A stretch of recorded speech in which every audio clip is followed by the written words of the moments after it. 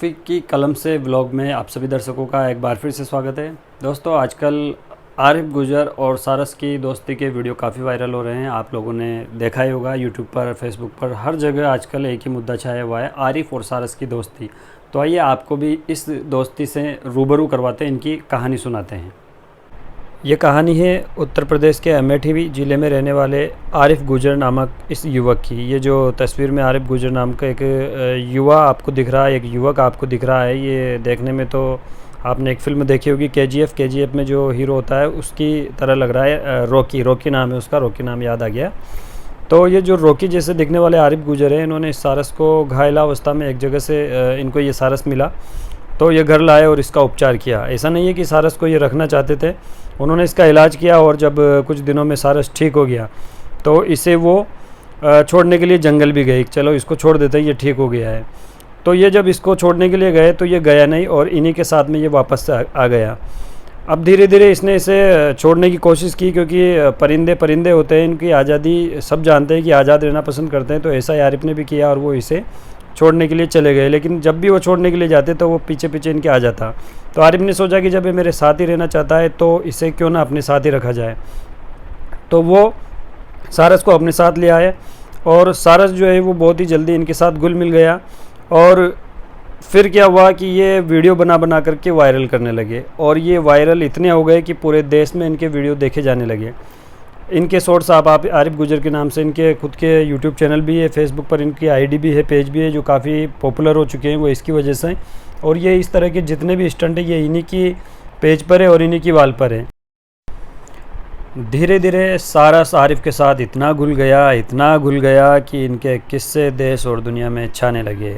ये देखिए, ये स्टंट देखिए आप कि किस तरह से बाइक के पीछे पीछे सारस एक बहुत ही पालतू परिंदे की तरह इनके साथ जा रहा है। और इसी तरह के सैकड़ों वीडियोज़, सैकड़ों शॉर्ट्स ऐसे हैं जो सोशल मीडिया पर देखे जा सकते हैं। ये क्या दिखाता है देखिए आप। जब वन विभाग को इसकी भनक लगी तो वन विभाग सारस को ले गया। जब वन विभाग सारस को ले गया तो आरिफ जो है अब इमोशनल पोस्ट जो है वो करने लगा है। और साथ ही साथ आरिफ के साथ साथ जनभावना भी जुड़ चुकी है। सोशल मीडिया पर आजकल ये ट्रेंड कर रहा है कि सारस को जो है वो आरिफ को वापस दिया जाए, क्योंकि सारस जो है वहाँ किस हाल में है किस हाल में नहीं है ये तो कोई नहीं जानता। लेकिन अलग अलग तरह की अफवाहों का बाज़ार गर्म है। कोई कहता है सारस इसके बिना खाना नहीं खा रहा है, कोई कहता है कि सारस मर चुका है, कोई कहता है कि सारस को आरिफ को नहीं दिया जाएगा, कोई कहता है कि सारस को आरिफ को दे दिया गया है। कई तरह की भावनाएँ, गवर्नमेंट भी कस्म है। कई बड़े बड़े सेलिब्रिटी, कई बड़े बड़े नेता, उत्तर प्रदेश के पूर्व मुख्यमंत्री अखिलेश यादव भी आरिफ के समर्थन में आए हैं और भी कई दिग्गज नेता जो है वो आरिफ के समर्थन में आए हैं कि उन्हें सारस को आरिफ को सौंप देना चाहिए, क्योंकि ये एक तरह की फ्रीडम है कि अगर जानवर या परिंदे कोई भी अगर कोई अपनी मर्ज़ी से किसी के घर पे आना जाना चाहे तो वो रह सकते हैं, बशर्ते कि उनको कैद करके न रखा जाए।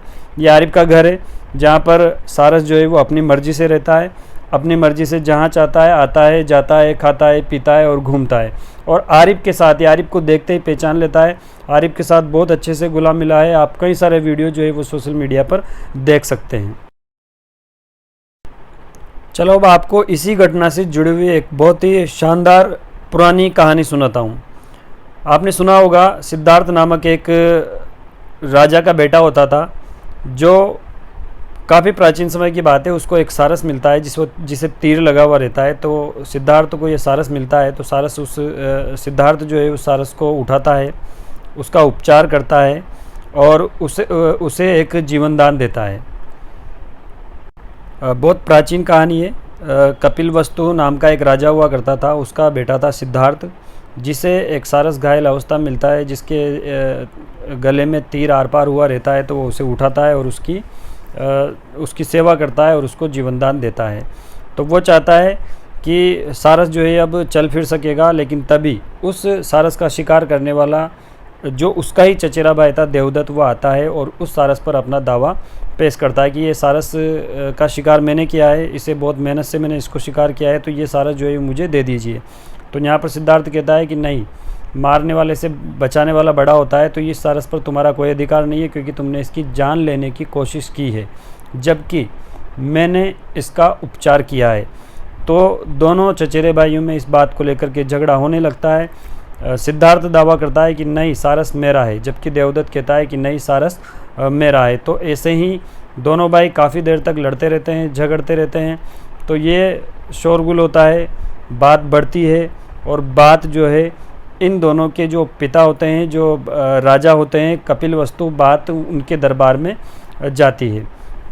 राजा जो है वो शांति से पूरी बात को ध्यान से सुनते हैं और फिर वो फैसला देते हैं कि मारने वाले से बचाने वाला बढ़िया होता है, बेस्ट होता है, बेहतर होता है। तो ये सारस जो है वो सिद्धार्थ का ही रहेगा, यानी कि सिद्धार्थ को ही वो सारस का मालिकाना हक दे देते हैं कि सारस जो चाहे तो अपनी मर्जी से सिद्धार्थ के पास रह सकता है, लेकिन देवदत्त पर इसका कोई अधिकार नहीं है। किसी भी तरह से देवदत्त इस पर अपना हक नहीं जता सकता है।